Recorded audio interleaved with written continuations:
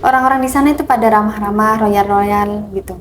Di sana yang buat culture shocknya saya. Kalau di sini kan orang-orang kalau kondangan mesti harus diundang dulu kan. Kalau diundang terus nanti kita ke sana ke kondangannya terus ngasih kan mesti nanti biar dapat feedback gitu. Kalau di sana itu enggak. Orang-orang di sana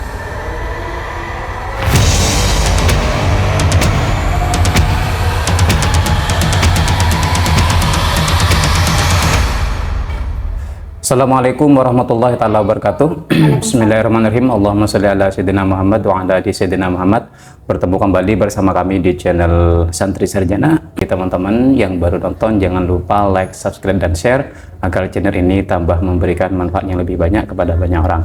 Oke teman-teman, dalam kesempatan kali ini kita akan bincang santai ngobrol seputar dunia kehidupan, terutama di dunia pendidikan, bersama salah satu mahasiswi Universitas Nurul Jadid yang beberapa bulan yang lalu sudah ke luar negeri. Entah dia ngapain, jalan-jalan atau bagaimana, kita akan bincang-bincang santai bersama mahasiswi tersebut. Mahasiswi tersebut bernama Ismiah Hilyati Salwa. Selamat sore Mbak. Disapa-sapa biasanya ini? Salwa. Mbak Salwa ya. Kita minta waktunya ada apa nih Mbak Salwa? Ya, 3-7 menit mungkin ya. Jadi channel ini kita akan berdiskusi seputar dunia pendidikan, terutama yang ada di Probolinggo, khususnya di Universitas Nurul Jadid. Nah, ini Mbak Salwa, kemarin kita baca berita Mbak Salwa sama teman-teman ini ikut kegiatan ke Malaysia. Itu kegiatan apa Mas? Itu adalah kegiatan program mengabdi dari kampus yang mana kita itu dijadikan delegasi untuk mengabdi ke daerah Selangor. Di Malaysia. Di Malaysia. Berapa bulan di sana? Di sana saya kurang lebih 5 bulan. Kurang lebih 5 bulan ya. Teman-temannya ada berapa orang? Ada 4 orang. 4 orang. Itu tempatnya di Selangor itu di pondok pesantren, di pemerintahan atau di mana? Itu adalah IPPNU, NU yang mendirikan pondok. Tapi pengurus NU ya, punya pondok pesantren, lalu kerjasama dengan pemerintah Indonesia, terutama pesantren NU yang ada di Indonesia, ke Malaysia. Berarti itu ya, pengurus pondok pesantrennya atau kiainya itu termasuk pengurus PCI NU, pimpinan cabang internasional NU di Malaysia. Nama pesantrennya apa, Mbak Salwa? An-Nahdhah. Pondok pesantren An-Nahdhah. Itu orang Indonesia berarti yang mendirikan. Nah, selama di sana kurang lebih 5 bulan ngapain saja, Mbak Salwa? Di sana saya sama teman-teman ngajar. Pengajarannya tuh mulai dari kalau saya sendiri kitab dan mata pelajaran sekolah yang lainnya seperti IPA, PAI, seperti itu. Ada juga yang matematika, ada juga yang pramuka, ada juga yang bahasa Inggris. Oh, berarti dari 5 teman itu punya skill yang berbeda ya? Punya skill yang berbeda. Sebelum ikut ke sana ada seleksi atau langsung daftar diterima langsung ikut? Ada seleksi. Yang mana seleksi itu tergantung dengan kompetisi masing-masing. Seperti kalau saya sendiri itu diseleksi dengan kitab. Baca kitab kuning ya. Diumumkan lolos lalu ke sana. Berarti itu program pengabdian yang ada di Universitas Nurul Jadid. Nah, selama 5 bulan di sana ngajar, itu ngajar pondok pesantren saja apa ada lembaga formalnya di sana? Ada lembaga formalnya juga di sana. Ada SD sama SD itu SB dan SMP. Selain mengajar, ngapain aja aktivitas harian di Malaysia, Mbak Salwa? Di sana juga masak, terus ngayomin anak santri ya? Ngayomin anak santri. Selama komunikasi, ada kesulitan komunikasi nggak di sana? Alhamdulillah nggak ada. Pakai bahasa apa di sana, Pak? Biasanya pakai bahasa Indonesia, kalau nggak pakai bahasa Melayu. Oh, bahasa Melayu ya? Sebelumnya sudah pernah kursus bahasa Melayu? Enggak. Bisa sendiri ya? Alhamdulillah bisa sendiri. Nggak pakai bahasa asing, Arab atau Inggris gitu? Kadang-kadang pakai Inggris. Kadang-kadang pakai Inggris ya. Itu rata-rata yang ada di pondok pesantren An-Nahdhah orang Malaysia asli apa pendatang dari Indonesia? Itu pendatang, persilangan gitu antara bapaknya entah itu dari Sumatera, nanti ibunya dari Malaysia. Ada penduduk asli Malaysia yang mondok di sana? Ada. Pondok pesantrennya besar atau? Kalau di Malaysia itu termasuk pondok besar sih. Oh, termasuk pondok besar ya? Berapa ribu santrinya kira-kira? Nggak nyampe. Di sana itu pondok itu dikit-dikit memang. Jadi di sana 70 orang itu sudah banyak gitu. 70 orang sudah besar ya? Nah, selama ada di Malaysia, di samping ngajar di pondok pesantren, di yayasan, di sekolah, tentunya seharian punya aktivitas berinteraksi dengan masyarakat lokal di sana gimana? Dengan wali santri mungkin, dengan warga sekitar mungkin. Nggak, kalau sama warga sekitar mungkin ya orang-orang di sana itu pada ramah tuh. Di sana yang buat culture shocknya saya. Kalau di sini kan orang-orang kalau kondangan mesti harus diundang dulu kan. Kalau diundang terus nanti kita ke sana ke undangannya terus ngasih kan mesti nanti biar dapat feedback gitu. Kalau di sana itu enggak, datang semua kalau ada semuanya ada walimatul ursi. Nah, di sana itu kita diundang semuanya ke sana, 70 orang itu nanti ke sana datang makan, habis makan udah selesai pulang. Itu pun biasanya dikasih bingkisan Mas. Masih ada bingkisan, nggak perlu bawa amplop atau bawa kado ya. Oh, enak berarti. Tuan rumahnya berarti betul-betul walimah. Tidak mengharap kado atau apa-apa dari yang diundang gitu ya. Selain itu pengalamannya apa mungkin lagi Pak Selo? Di sana juga saya diajak ini keliling wisata yang ada di Malaysia, seperti yang ada di Genting Highland. Apa namanya? Genting Highland. Genting Highland ya, apa itu? Itu kayak kayak gondola. Gondola itu kayak semacam biasanya kalau yang di Mekah itu yang Bapak? Yang di dalamnya tuh yang kotak, terus kita di dalamnya itu nanti di luar naik. Ya, kayak gitu pokoknya. Oh, Genting Highland namanya. Itu berangkat sendiri apa difasilitasi pengurus pondok pesantren? Ya, bareng sama pengurus. Bareng-bareng ya, semacam dipandu wisatanya lah. Selain itu, pernah komunikasi enggak dengan masyarakat lokal yang ada di sana? Oke, pernah. Dan ternyata juga plot twistnya orang-orang di sekitar sana juga orang Jawa juga ternyata. Oh gitu, banyak orang Jawanya. Bukan hanya orang Jawa sih, orang Indonesia gitu. Soalnya di sana kan dikelilingi oleh pohon sawit, gitu. Berarti pondok pesantrennya ada di? Ya, di tengah-tengah sawit. Di tengah-tengah sawit ya, kok menarik sekali berarti. Ada binatang buas enggak? Nggak ada, anjing yang banyak. Tapi Muslim ya? Iya. Kalau masyarakat sekitar Muslim atau? Muslim. Kalau tapi yang desa sebelah itu Cina semuanya. Oh, banyak Cina. Cina dan Buddha. Itu berarti termasuk lingkungan Muslim ya di Selogor? Selangor. Oh, Selangor.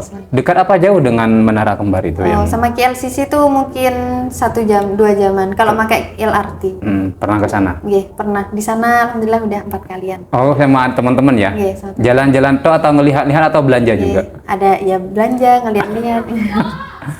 Hal lain yang perlu diceritakan sama teman-teman audien penonton ini, di Malaysia itu Islamnya seperti apa Mbak Salwa? Di sana itu Islamnya enggak pas sekental di sini sih. Ya Islam gitu. Gimana? Islam gimana? Islam gimana? Islamnya contoh mungkin contoh dalam beribadah, dalam bersosial mungkin. Kalau Islamnya kentalan di Indonesia, kalau kayak harus kayak gini, harus kayak gitu. Kalau di sana nggak terlalu ketat. Pengalaman lain mungkin Mbak Salwa tentang penduduk lokal dan masa-masa mengabdi di Pondok Pesantren Al-Nahdoh Malaysia. Banyak sih seharusnya pengalaman yang ada di sana. Mulai dari adik-adiknya yang baik-baik, orang-orangnya juga, terus tradisinya juga di sana juga banyak yang buat shock juga, culture shock. Oh, beda ya dengan Indonesia ya. Oh ya, tadi kan katanya pesantren rintisannya dari PCI NU Malaysia. Berarti di sana amalan kehariannya NU ya? Pesantren NU ya? NU. Termasuk kunut, maulidan gitu. Kunut, maulid, terus tiba itu. Tiba ya. Tidak jauh beda ya dengan pondok pesantren Nurul Jadid ya, sehingga beradaptasi lebih mudah. Nah, harapannya dari program ini gimana Mbak Salwa untuk teman-teman adik kelas berikutnya yang ingin ikut MBKM di Malaysia atau di tempat yang lain? Harapannya saya semoga maju lah dari segi fasilitas, dari apapun. Oh gitu. Berarti setelah ini tidak akan ada ikut MBKM lagi ya Mbak Salwa sama teman-teman ya? Cukup tidak 1 kali. Tidak diperbolehkan.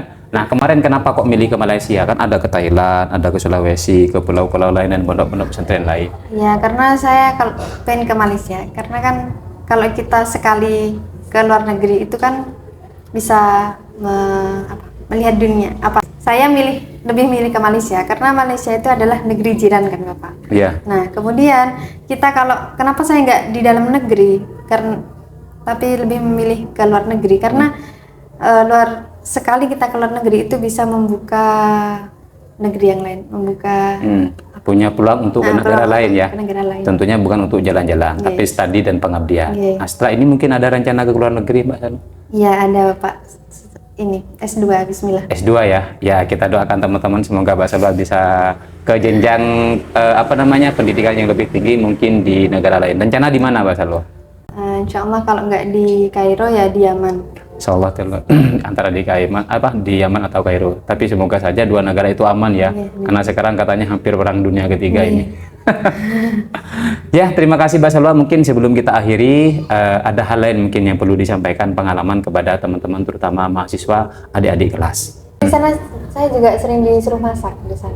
Yang saya awalnya nggak bisa masak, itu saya bisa masak di sana karena saya mungkin karena ini ya, saya suka nyari hal-hal baru. Terus di sana juga ketepaan waktu itu 2 mingguan itu nggak ada ibu buat masak karena ibunya tuh sakit. Jadi itu pas saya yang jadi yang masak. Belajar masak atau masak mendadak? Iya, masak mendadak habis itu. Nah, sebelum itu emang kita yang KKN bukan hanya dari Nurul Jadi. Dari Nurul Jadi doang. Banyak kampus lain ya. Dari kampus lain juga banyak. Jadi mungkin takut ibunya capek, jadinya kita juga yang dikasih jadwal untuk masak. Bukan dianggap beban, tapi itu kesempatan untuk belajar ya. Oh gitu, berarti itu termasuk pengalaman berharga. Kalau tidak di Malaysia mungkin tidak masak. Itu masak untuk dikonsumsi sendiri apa untuk teman-teman santri juga? Untuk kita sendiri, tapi semenjak ibunya itu sakit, saya sama KKN lain. Bareng-bareng. Waktu itu dari kampus luar mana lagi? Bersama kampus per bulan itu beda-beda Bapak. Yang pertama itu dari Cilacap, Unuga, Cilacap, terus dari Unusa, Unisma, Uinsa, terus UIJ. Oh berarti yang 5 bulan itu kurang lebih 5 bulan hanya Unuja Probolinggo. Yang lain sifatnya seperti KKN kurang lebih 1 bulan. Ada juga dari Madura, Puncak Darussalam, Madura. Itu juga 6 bulan. 6 bulan juga ya. Sama ya. Sama kayak Kencong juga, Asunia Kencong itu juga 6. Oh Asunia Kencong, Jember ya. Ada lagi mungkin yang perlu disampaikan Mbak Salwa pengalamannya? Oh ya, di sana kan pakai ringgit ya. Bawa oleh-oleh ringgit nggak dari Malaysia ke Indonesia? Di sana saya dapat oleh-oleh dari mudir. Ada 150-an ringgit gitu. Oh, itu ya semacam bingkisan lah ya. Bingkisan. Tapi itu sudah dikurus ke rupiah kan apa taruh di museum di rumahnya mungkin? Ditaruh di museum kan. Untuk kenang-kenangan. Oh, kenang-kenangan ya. Karena itu tidak akan terulang lagi kan ya. Berarti kalau 150 dikuruskan ke rupiah kira-kira berapa? Mungkin sekitar 500-an. Sekitar 500.000 ya. Kalau dibelanjakan habis, tapi kalau disimpan itu akan ada. Terima kasih teman-teman, ini bincang santai kita pada kesempatan kali ini bersama Mbak Salwa, salah satu peserta MBKM Mengabdi di Malaysia dari Universitas Nurul Jadid. Jadi salah satu keunggulan Universitas Nurul Jadid yang ada di Paiton Probolinggo ini ada program namanya MBKM Mengabdi.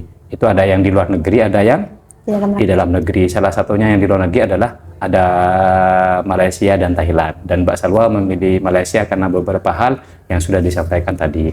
Terima kasih. Jangan lupa like, subscribe, dan komen agar channel ini tambah memberikan manfaat yang lebih banyak. Kurang lebihnya mohon maaf. Assalamualaikum warahmatullahi wabarakatuh.